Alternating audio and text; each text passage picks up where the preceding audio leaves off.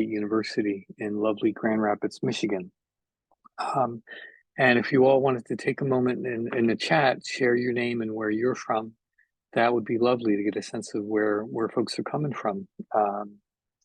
We will be recording this session, so we're going to hit that record button so that others who, for whatever reasons of time and opportunity, couldn't be here with us, they'll have the benefit of hearing what's said and exchanged in the conversation today.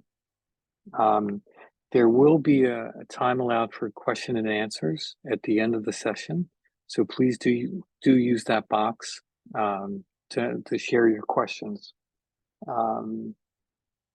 And you can use the chat to let us know if you're having any difficulties, technical problems and challenges as we go on. And I want to remind everybody, and I'll do my best to remember to remind you again, there'll be an evaluation sent out, and that's just very helpful for us in programming and planning for future webinars to know how well it was received, or if there's things that we could do better. The other thing I'll say is when you send in your registration, you have an opportunity to say what you're interested in. And it's also very helpful for us to know what's on your mind and what's bringing you to a particular webinar. For the most part, the comments reflected the title of the webinar, International Perspectives on Trends in Philanthropy. One comment that I particularly liked was someone came to get inspired. And I think the quality of the panel we have today, we could well achieve that end. I'm going to share a couple of slides. And after that, we're going to, I'll introduce our panelists and we'll start with the conversation today. So a few notes to begin.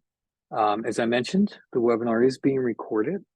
We're monitoring the chat for comments and difficulties, questions in the Q&A. We will share the slides out with people that are registered. And as I mentioned, that evaluation will be sent out, and please take a moment to fill that out. Here at the Johnson Center, we're celebrating our 30 years. We were founded in 1992 as an applied research center, which seeks to connect practitioners and communities of practice with the leading research and researchers in the field. And the center was renamed for Dorothy Johnson, a real powerhouse here in Michigan and nationally in philanthropy. And Dorothy, or Dottie, as she's affectionately known, as our namesake. This is part of a summer series of webinars. The first one was July 12th, How has Philanthropy Changed in 30 Years? That video is already available and can be viewed. Really interesting look mainly at US philanthropy, featuring Michael Moody, formerly the Fry Family Community Chair here at the Johnson Center, and Jeff Williams, our Director of Community Data and Research Lab. Today you're in the second webinar, and there'll be a third one looking into the future. So we have kind of an arc of past, present, and future. Where will nonprofits be in 30 years on September 13th? And you can find out about those and other events and training opportunities there at that link at the bottom, johnsoncenter.org/events. And now to the panel. We have three wonderful panelists today that we're very fortunate of taking the time out to be with us, and pretty much from around the world. Sameera Mehra is representing WINGS. She's the Collective Intelligence and Advocacy Director. WINGS is an international organization, and it's based in Sao Paulo, but Sameera is joining us from London, where I think it's tea time, more or less. Maybe you missed your tea, Sameera, to join us today, so we're grateful for that. A dear friend for many years, María Sánchez, the Director of Philanthropy at the Center for Mexican Philanthropy in Mexico City, coming from us south of the border. And north of the border, our dear colleague and friend, Susan Phillips, who's a professor and supervisor of the MPNL program at Carleton University in Ottawa, Canada. So we have solid representation from up and down North America and around the world. That's us, johnsoncenter.org. And with that, I'm going to close out the slides, and you'll see our panelists as long as I stop sharing my screen. So can I get a thumbs up? We're looking good, as we should.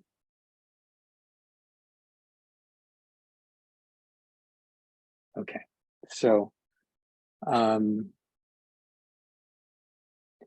with that, our first question is, why should we think about trends in philanthropy? Why is this an important topic for people in the field to wrestle with and to think about? And I want to start with Anna, and if you could just spend a couple of minutes sharing with everybody why you and Cemefi in particular took on this challenge of thinking about trends. Thank you, Michael. What such a good panel. I'm so grateful to be here, and it's a wonderful opportunity to share our experience. I have to say that we started reflecting on the trends also with the Johnson Center and Comunalia. For those who don't know Comunalia is also an organization of 16 community foundations, and in Cemefi we work with around 1,600 organizations, corporate responsible enterprises, and philanthropists. So why are trends important? I mean, one of the things that we lack in philanthropy is looking forward and analyzing what has been passing by. And one of the needs, it was like doing sort of we got it into a point of getting into a reflective scenario where we needed to see, okay, what is going on and what do you need to pay attention to? So the trends are really like these signals, that these facts that are happening that we need to sort of focus on, and because they're having an impact, an indirect or direct impact on philanthropy. And as long as we sort of see those trends, we might be able to have better sort of solutions and answers to apply for those trends. Some of those trends are areas of opportunity areas, or also like menace or threats to the sector. So trends are important in the sense that we sort of build a collective intelligence of what a philanthropy ecosystem is and what is happening in between. And we see and look for the future, revising what the past has been. And so that's what trends are really sort of the marking point of us to build a plan, a strategic plan to work it together. And I think I will stop right now, or maybe, I don't know, I'm sort of afraid of the time, and I want to hear also my colleagues, and sort of I start this conversation as well. Thank you, Michael.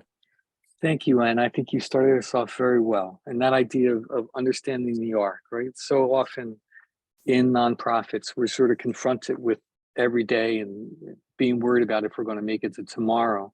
And to think not only in our own heads, but in collaboration with others about what's coming, and trying to prepare ourselves for tomorrow and the day after.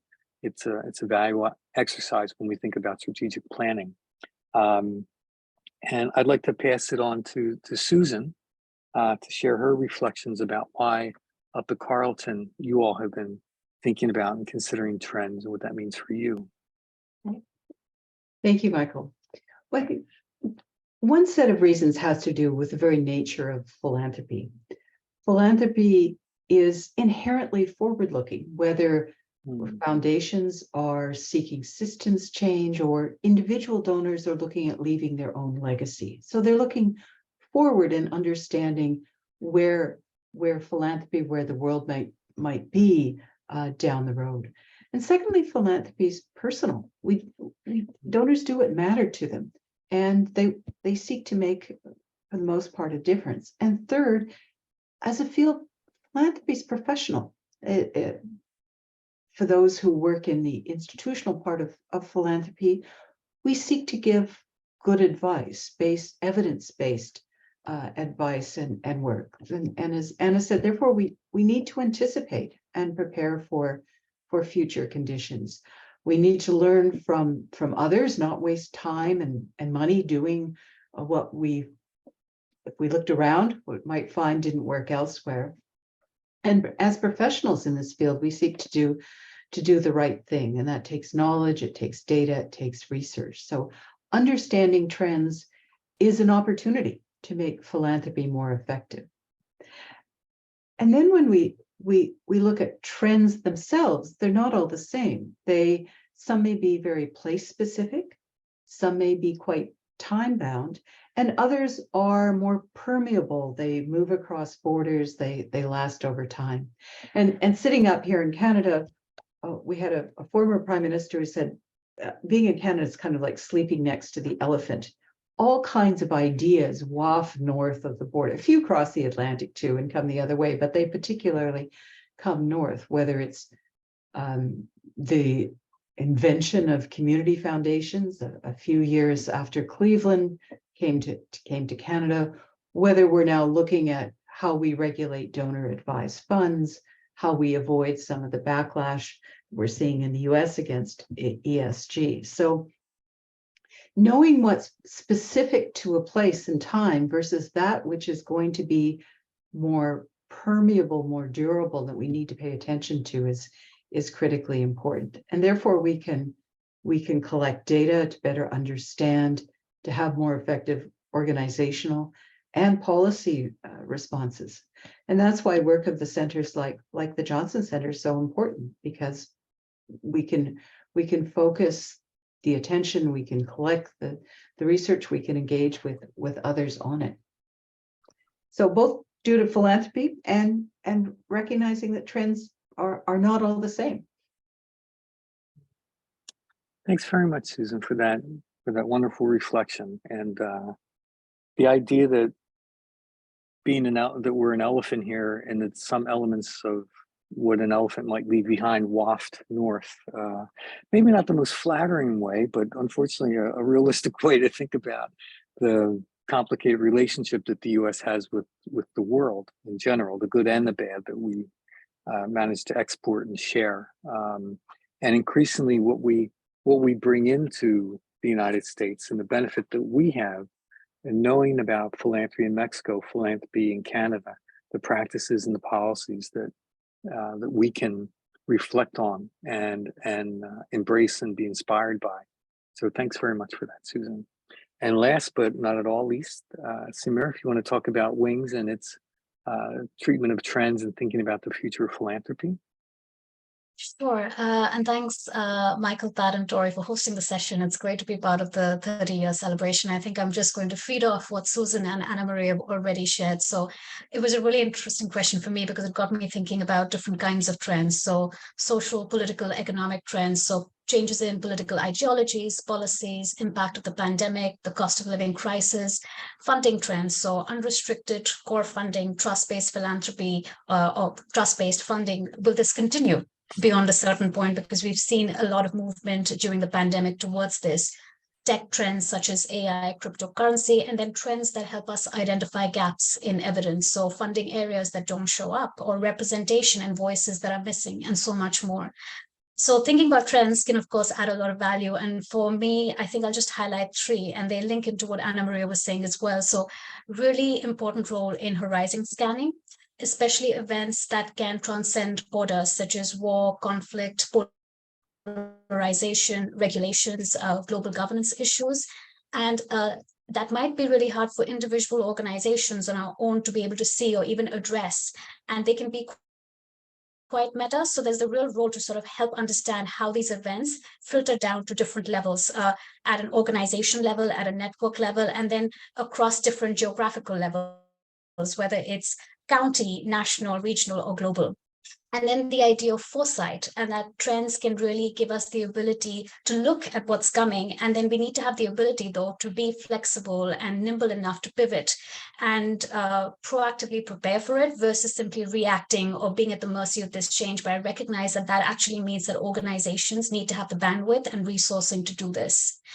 And then using trends to anticipate developments and create different scenarios for the future. So the different possibilities, as well as the one that we want to work towards. And I think reflecting on how trends require us to shift and adapt to make sure that our work and our impact is relevant, to how can we leverage them and ride the wave on the one hand, but how do we understand how they could negatively impact what we're doing and counteract that. So I think it's really connected to your next webinar that's coming on out on September 13th. So that's good to hear.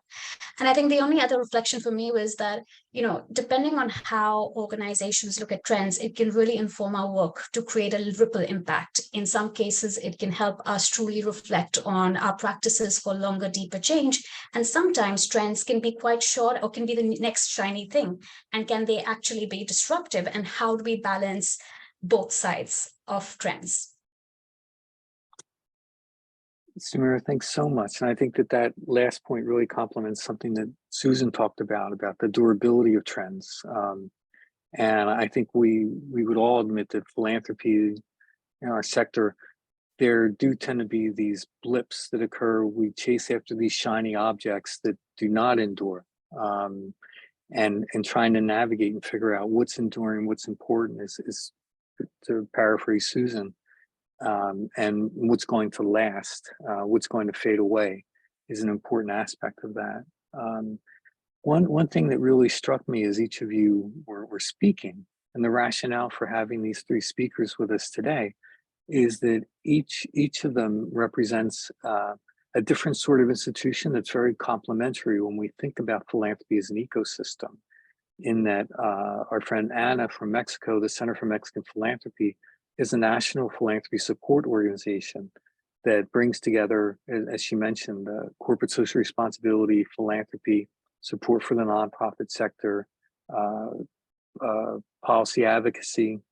Susan, being a very distinguished professor with a long track record of education and research in Canada and internationally, has that focus of the professionalization of the field. What does it mean to prepare people to enter and to contribute to this field, and how trends tie into that?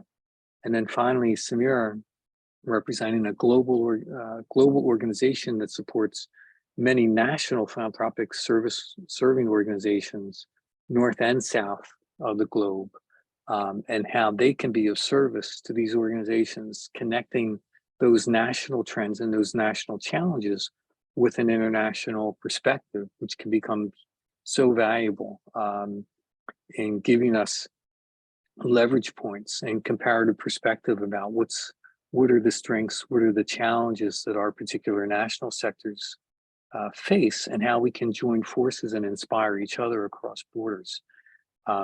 So again, I can't help but express my gratitude for the three of you spending this hour with us, and the 90 participants that we have online right now.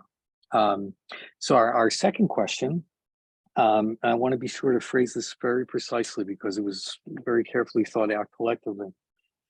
As we know, philanthropy is both an acutely local and broadly global phenomenon. We brought you all together because your work and your organization's work illuminate this interplay.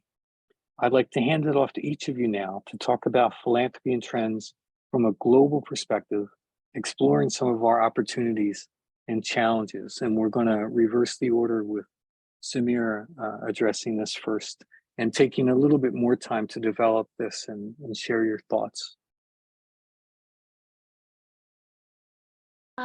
Thanks, Michael. And so I guess when we thought about this, we thought that it might be useful to talk a bit about the Philanthropy Transformation Initiative, but I'm going to take a step back and start with some context. We've already sort of referenced some of the challenges that we're facing: war, conflict, climate crisis, unchecked tech developments, and what they could mean for the future of humanity.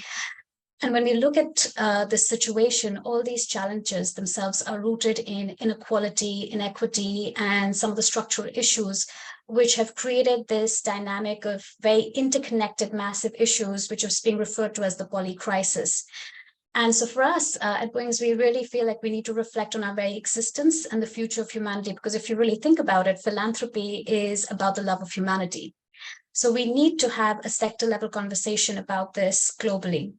Philanthropy has, and it continues to play, a critical role in filling gaps that are left by governments in the private sector. We're trying to have greater impact and trying to be more effective, but it doesn't feel enough given the magnitude of the challenges that we are facing. So we can't just focus on our individual missions, and there's an opportunity and the timing now to step into a new role, a catalytic role, a role that is more transformative, that gets us to look at our own economic models, our own governance models, and our own mindsets. So against this backdrop, the Philanthropy Transformation Initiative is a collective and a unified effort from philanthropy networks, advisories, support organizations, academic centers, and funders from across the world to really challenge ourselves and our field to make a greater impact. It reflects and really builds upon a whole number of debates, reports, guides, tools, frameworks that are being developed by our members, as well as our broader partners. And they've done this across their different contexts and spheres of influence. So for us, and María used this word, is like, it's a reflection of our collective intelligence. It really brings together the diversity of our networks, the context, the insights, and the wisdom. Our aim with this initiative is to make that intelligence accessible. The aim is to co-create what we're calling a global framework, which is underpinned by a broader set of values. And we express them as 10 principles, because the idea is that this is something that can be living and breathing, something that can be informed by and can be leveraged by local, regional, contextual developments for years to come. And for us, it's really important to sort of see this as a movement to ensure that there is continuity of action, because transformation is a journey and it is continuous, to make sure that it's connected. There's so much work that is going on across the globe. How do we make sure that we're not working in silos and that we're continuing to learn from each other? And Susan mentioned this as well. And really, how do we make sure that we're moving as a collective, because there's so much power in that. So where we landed with all of the work, which has been work in progress over the past couple of years, and we've definitely, like I said, leveraged the collective wisdom, is we've landed on the need for 3 big mindset shifts for philanthropy. And we believe that this applies as much at an individual level as it does at an organizational or field level. The first one is really about the mindset shift around moving from seeing ourselves as achievers or implementers who deliver our own impact against targets to really seeing ourselves as enablers. So giving up some control, which is never easy, and really being at the service of others, whether it's our partners, communities, movements, but also other sectors like markets and governments, and triggering change through them, because triggering change just through philanthropy is not going to be enough. In order to really contribute change at a greater scale, it needs collaboration with others, and philanthropy really needs to confidently step into its role or embrace its USP of being a risk taker and maybe also being a risk seeker. The second one is about walking the talk. And I know in the US, the expression is walking the walk, but we have settled with walking the talk. This refers to the incredible potential of leveraging all of philanthropy's assets. And this goes beyond just grant making. So using endowments, influence, networks, operations, programming, how organizations are governed, the role of the board and leadership, organizational culture in leading the transformation agenda. All of these assets are massive levers for change. And sometimes when you have internal change in an organization, that can have a ripple impact in the sector. And it's also about how do we unify these assets behind values. So it pushes us not just to look at where resources are being distributed, but how they're being distributed, how they're being created in the first place, and who the decision makers are. And the third mindset shift is really about thinking about the long term, like the necessity to keep the future in sight, whilst looking at what we need to be doing to address immediate or visible needs, and really reflect on the kind of society we want to be contributing to building. It's about anticipating what impacts us right now, but also future generations, and how do we act with that in mind. I think in terms of realizing this or embracing this approach, it's a lot about taking a broader intersectional lens and reflecting on what certain trends like or certain issues, existential issues like the climate crisis could mean for our work. Doesn't mean shifting completely, but how does it impact the work, even the very existence of our work, and how our work can impact not just the symptoms of the challenges that we're talking about, but the root causes. So we're looking at something that's long-term, but deeper, and something where we're moving ground. Now, these mindset shifts are connected to 10 principles that we've co-created. There's a lot in each of this, and I'm not going to discuss that in detail. But for those who are interested and want a long read, we've just launched our report with the Center for Strategic Philanthropy at Cambridge University. It is a bit of a long read, but interesting, if I can say that myself. But if you're keen on just a couple of principles, you can also deep dive. And it sort of highlights some of the nuances and the debates that are going on in each of these principles, along with recommendations on how people can act. We also have started with an initial pool of 10 stories of transformation. And I know someone said the word inspiration. So hopefully these stories can inspire you. And the idea is that we want to continue to collect these stories because no one is going to go from a 0 to 100. And we need to have an idea of how the process of change is happening, because that provides food for thought and inspiration. Now, some of these principles will be all too familiar, like acting with transparency, openness, accountability, philanthropy's risk capital, exercising trust, distributing power, and supporting local agency. And then there might be some that are slightly different or new, like investing in strengthening philanthropy ecosystems and growing philanthropic societies, or integrating a poly-crisis lens. And again, there are recommendations on how you can move on that journey. I think some principles might feel intimidating or overwhelming in terms of scope, but we hope that this collaborative approach will continue to highlight the nuances and challenges in living these principles on the one hand, but also continue to highlight recommendations and best practices on how to make this change happen. And so my ask to the community and the audience here today is, please, do give us your feedback. And if you've got resources and work that you're doing, please share it with us. And please share your stories of transformation. I'm going to pause there and hand it back to you, Michael. Sameera, thanks so very much.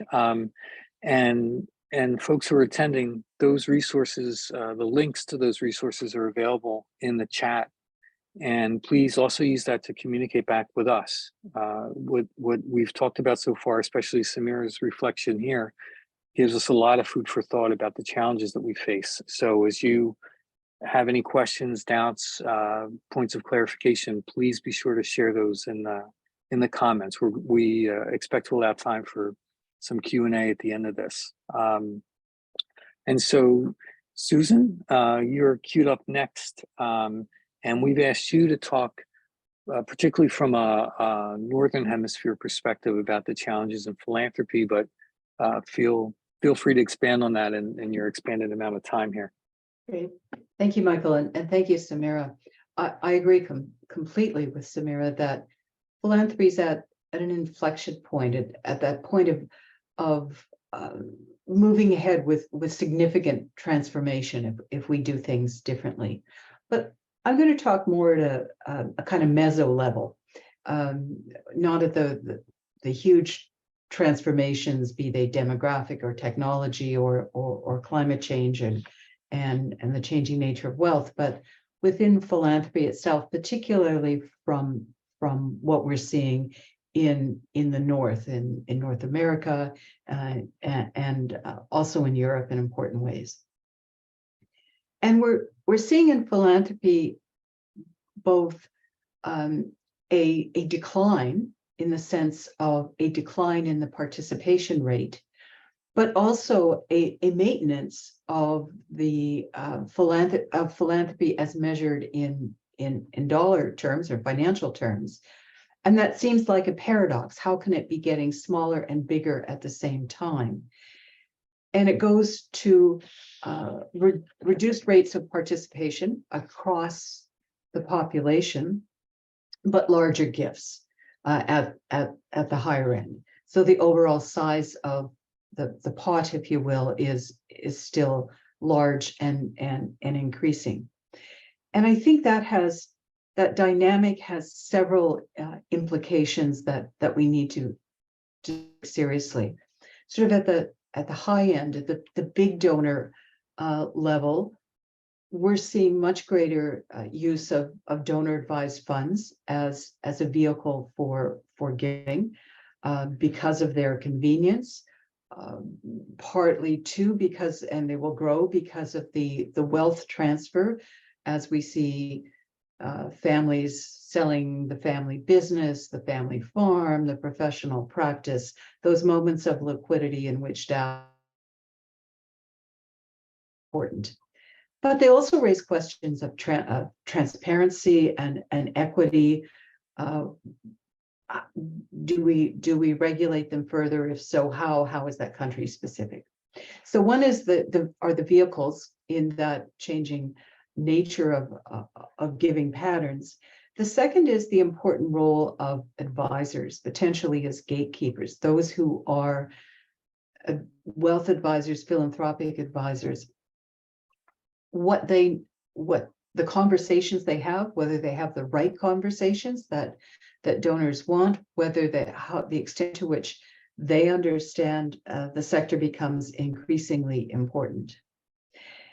And at the same time, and all that, while very large gifts are growing in size and number, it's still the case, and this is certainly in my own country, that high net worth donors, not the mega rich or the ultimate, but sort of that broad,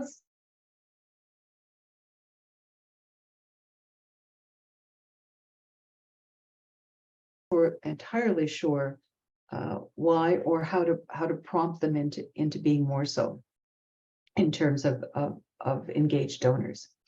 And at that sort of more modest strata of regular donors, the challenges are undoubtedly part economic, rising inflation, the cost of housing, the cost of a whole variety of things. But there's also an important information gap that a lot of donors aren't giving who might have in the past or who could, because they just don't know where to donate, where to give, what to support. And they know the brands, the big ones, but really understanding the local community, the causes that they support. I think we have a lot more work to do around closing that information gap.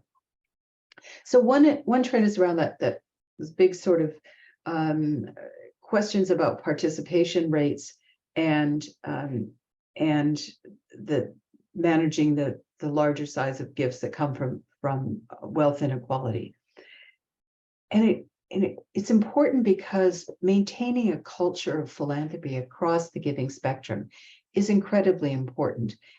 It's important not because of the money it brings to nonprofits and charities, although it's certainly important for that reason. But philanthropy is fundamentally around citizenship. It's around participating in our community, our communities. And once we lose that, we've lost something significant and of great value. So we need to pay more attention to that culture of philanthropy and how we inculcate and nurture it across the spectrum.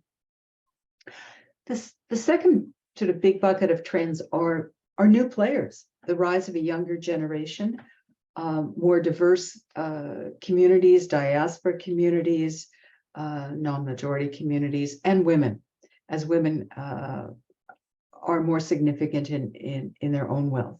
And that has a variety of implications in terms of new players. The changing technology. We're certainly seeing, I see this with my students all the time, more critical questions being asked around perpetuity of endowments, around colonialism embedded in philanthropy. And we have to be prepared to address and to change some of those traditional practices. We see more engagement in other ways in volunteering and participating in activism, as well as financial contributions, a sense that women and youth are more likely to do due diligence of the organizations in which they're going to direct their philanthropy, and perhaps more likely to support advocacy causes and international causes. We certainly need to know more about that, but there's a changing nature there.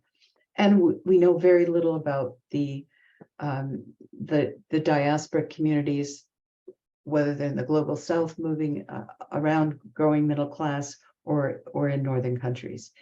And all of that has put a much greater pressure, as it should, on nonprofits and philanthropic institutions to be more diverse and inclusive in their staff and their boards.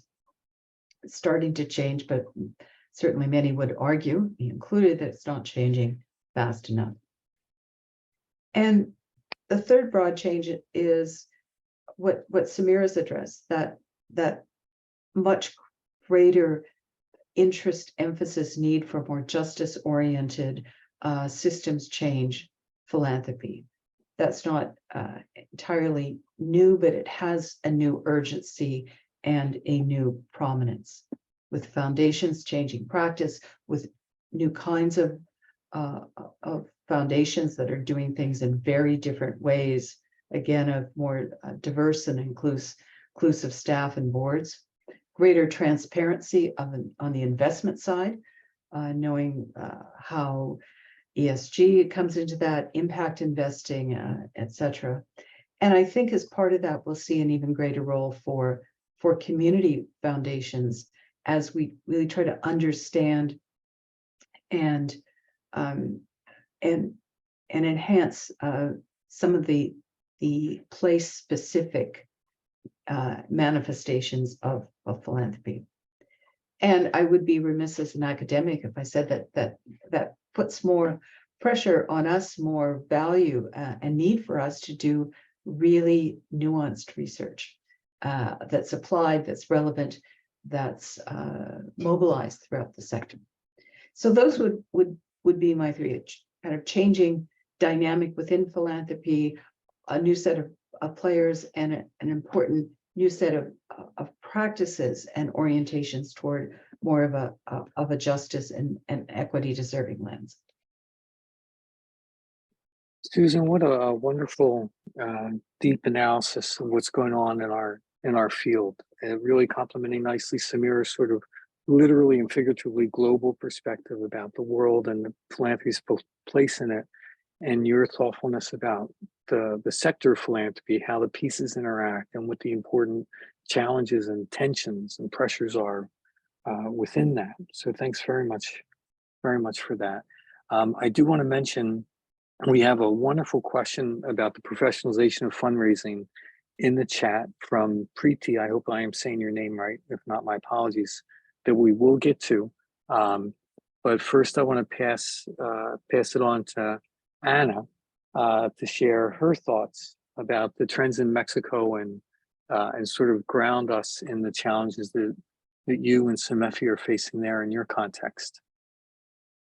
Thank you, Michael. Okay, I didn't mention that before, but when we started looking at the trends, it's we all want to sort of know what the future might take us on, and that's quite difficult indeed. So we use a couple of tools to foresighting, as Sameera may mention. So what we did actually was a collective exercise, and with other organizations of the environment, reflective of the different things that they address in Mexico. And I must say that there are a lot of parallels and comparisons with 11 trends of the Johnson Center report, as well as what Susan just mentioned. So we came up with 7 trends. I'm not saying that those are the only trends that we might have looked at, but those were the most impactful for the organizations that we were discussing those trends. The first one is interesting indeed, because we are looking at switching the nonprofit models and more the rise of social enterprises in the philanthropic sector. What we see here is a challenge identified by the sector because there are no legal frameworks that the states are identifies what social enterprises might be doing indeed.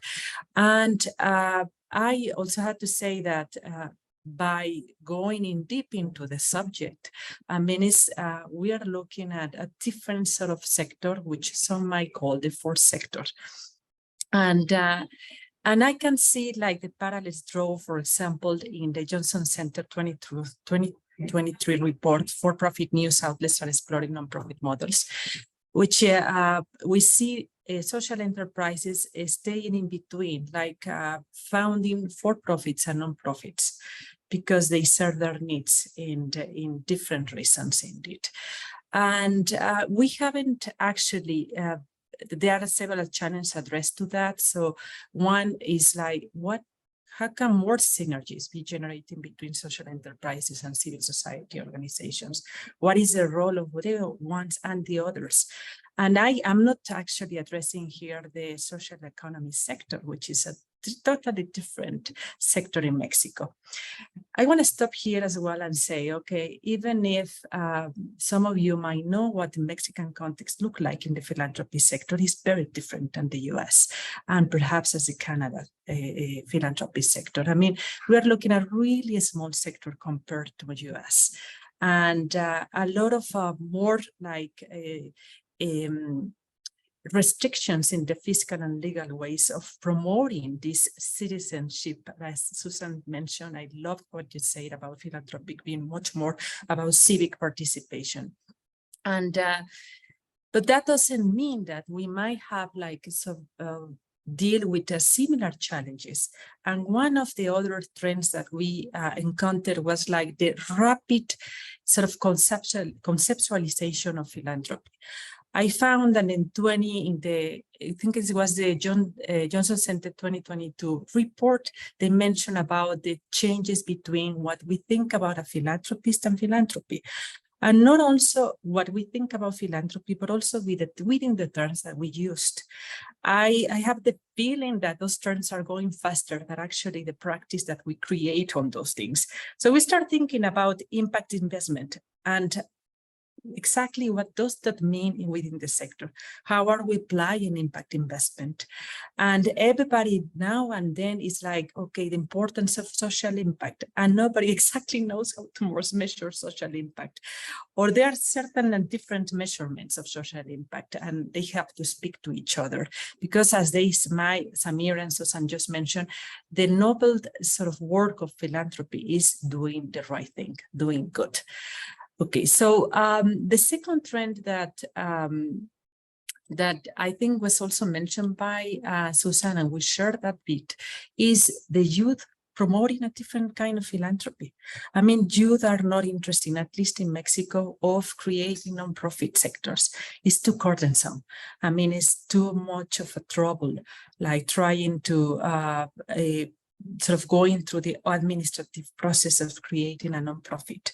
There are more attractive movements. There are more attractive informal collectives. So you might see, for example, the women's movement in Mexico, no? And for several reasons is the strongest one that I can think of here. At the same time, you see a new generation more concerned about environment.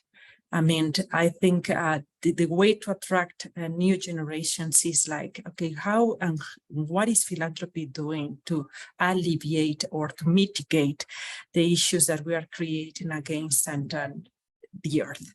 And that's something that they know how to talk to. I mean, and they are doing things related to that. But in overall, I mean, the challenge that we see here is like, it's not only like considering, okay, let's integrate youth people to philanthropy. It's like more building a perspective of youth perspective within philanthropy. And how does that look like? That's much more different than just like saying, okay, let's invite the young people to participate in philanthropy. A little bit different of the trends that Johnson Center just highlighted in the 2021 report on the next gen. I mean, it's a little bit slightly different in the sense that not a lot of young people have the possibility of saying, okay, I have this capital and I want to donate it. But it's similar in the sense that a lot of young people want to make and build social entrepreneurships and instead of nonprofits as well. Okay, the third, and there are two trends that speak to each other within the Mexican context. And one might be, I mean, is slightly different from the European, Canadian, and US context, but very similar to a lot of Latin American countries, is the closure of civic space and inhibiting the activity of civil society organizations. That's why we speak a lot about creating the different discourse, about visibility, about promoting the work that we do, because constantly we are affected by as people in the political sector, like trying to sort of point it at those and not really recognizing the work the nonprofit sector is doing.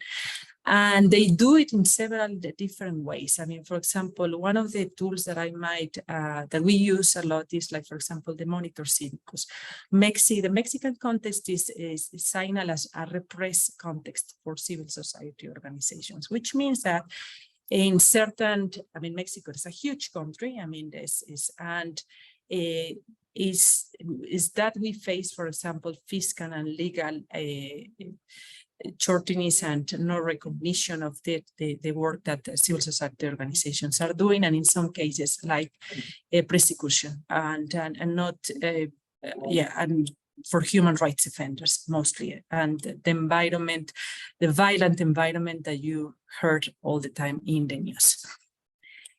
Then another one is very aligned to other trends that Johnson Center has also found, is funding models in the philanthropy sector and becoming more flexible. I think the pandemic just taught us that we need to sort of change the mindset of the funders, that we can't sort of be restrictive with the funds that we gave. And a wonderful sort of initiative was founded by a couple of organizations called Pulso OSSS, which saw the opportunity of not only looking at the way that nonprofits were affected by the pandemic, but also starting the conversation on how that might affect nonprofits and how can we give or improve our ways of giving to nonprofits. And finally, and I think that's also speaks to the trend in 23 from the Johnson Center, is looking around and improving working conditions in gaining momentum. It is gaining a momentum. And that means that more nonprofits are seeing, for example, that the need of looking at the way that they treat their workers, which wasn't actually an issue at the beginning. I think for most part of the nonprofits in Mexican sector is like, you grow to be heroes, but that's not the case. So it's more like looking at the well-being of the workers in the nonprofit sector and also seeing what the laws are to protect the workers at the nonprofit sectors. And we saw, for example, last year, an initiative of building a labor union of workers at the nonprofit, which is, I think, is the first one that the first initiative that we are looking at least in the Mexican context. And I think I'm going to stop here, Michael. Just to mention that all these 7 trends, that you can look at the report here, the links are on the chat, just make us think, what are the next steps? What should we also sort of do after we know this information? And how quickly are those changes happening? And a way of looking at trends is just sort of dividing the daunting reality that we see everywhere. Because if we sort of hear the public crisis and the several complex problems that we're facing nowadays in the world, it makes you paralyzed. And if you look at the trends, you might say, okay, I can't start with this. I can't promote this collaboration with other nonprofits and so on, and start a movement, as Sameera mentioned. And thank you, Michael. I will stop here.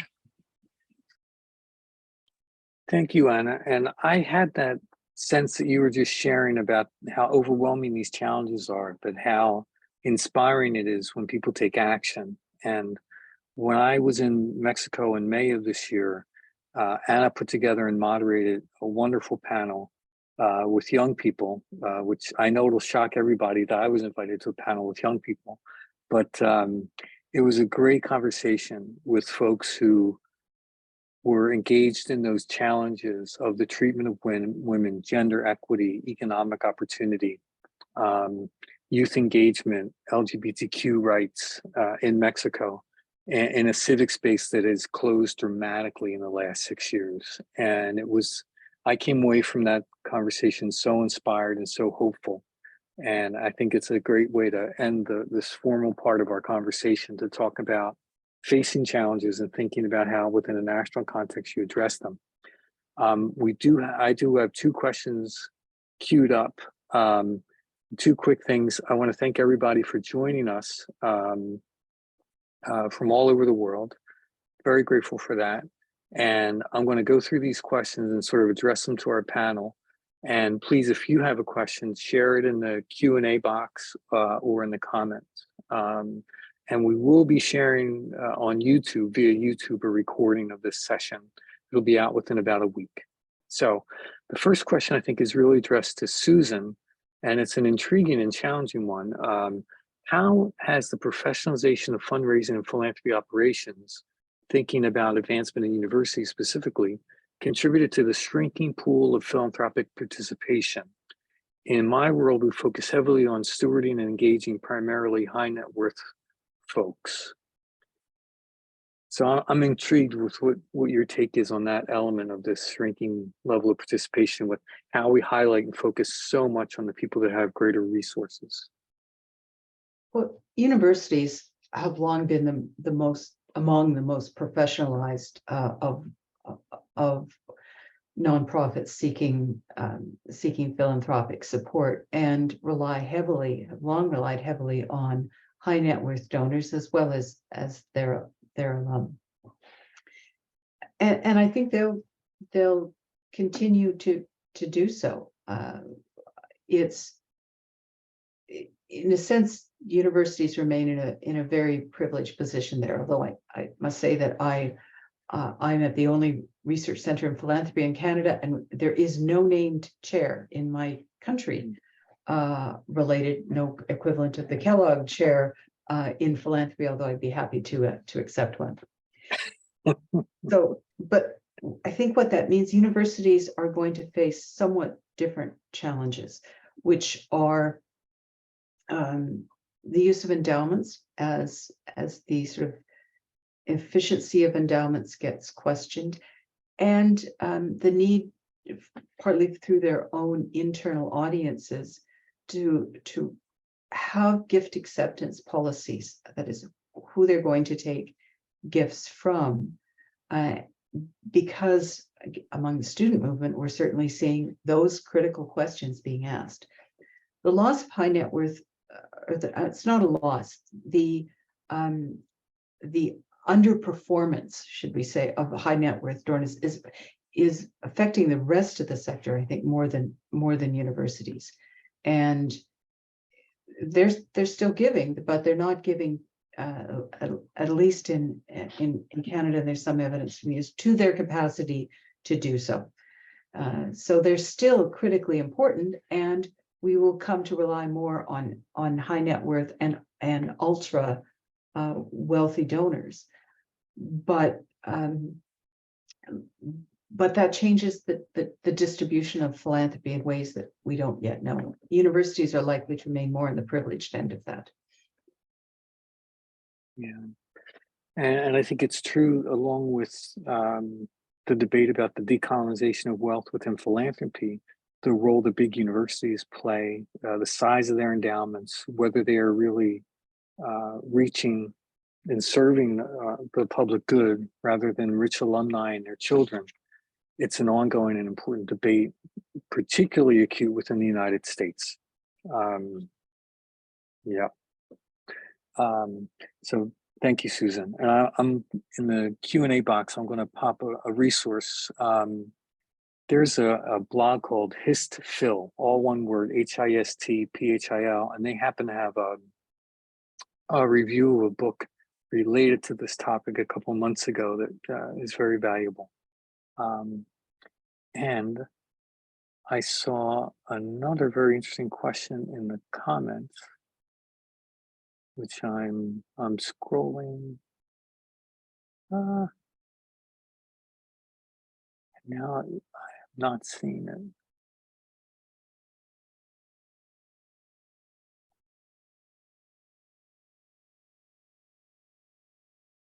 Oh, trust-based philanthropy.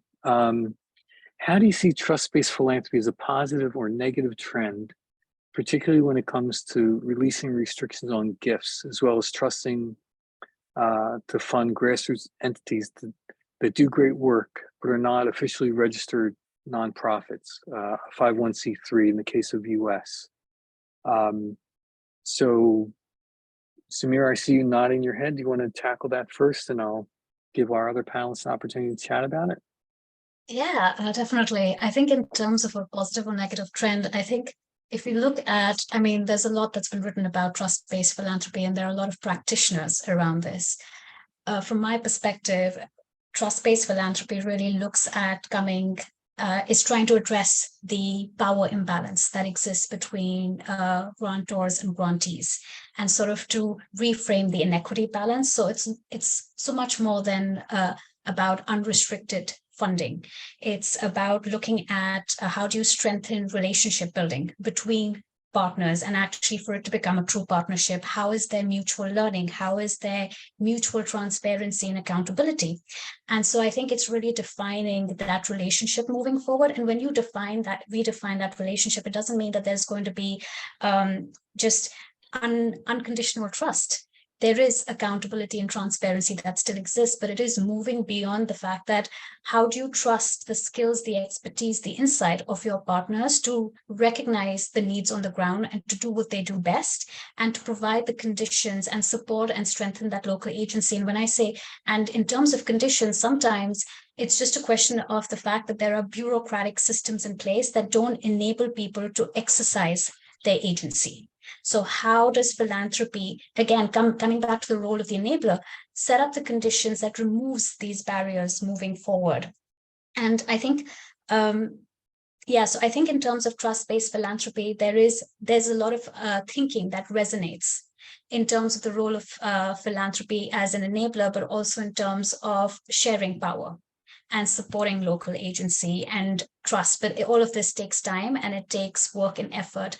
And in terms of, there's a lot of formal and informal philanthropy that happens. There are a lot of informal and formal organizations, structures, entities working on the ground in terms of civil society. In some countries, it's very bureaucratic to become registered as an organization that could receive funds. So how do we make sure that we're taking those into account and making sure that resources are available for those who are doing great work on the ground?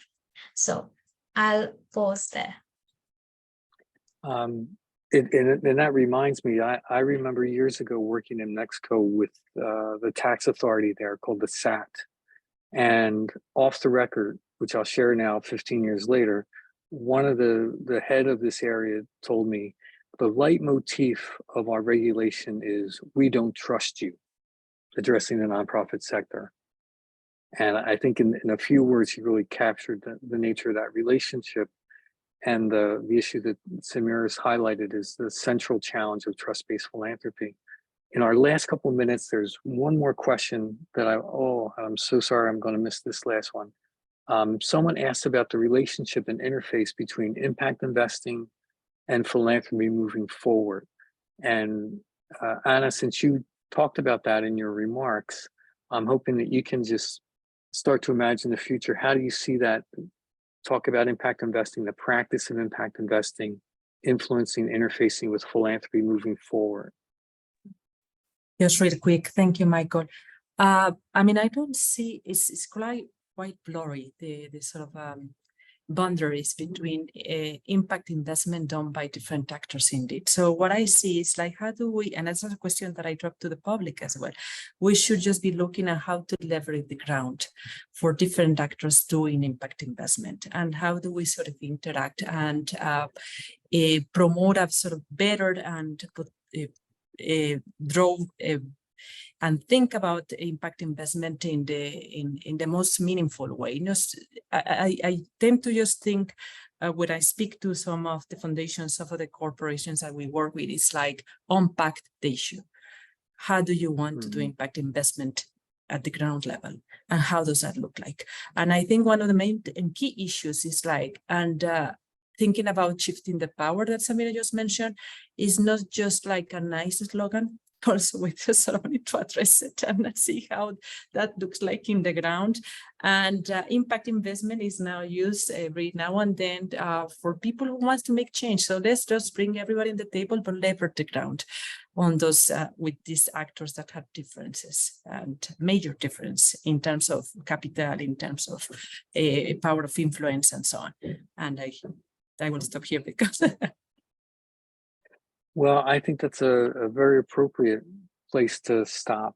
And on behalf of everybody that's had the privilege of listening in on this, and me the privilege of interacting with you all in planning and doing this webinar. Just a big word of thanks and gratitude for the time that you invested beforehand in prepping for this, and the hour that you spent with us and our audience. So again, remember those evaluations. They'll be coming into your mailboxes. Please fill those out for us.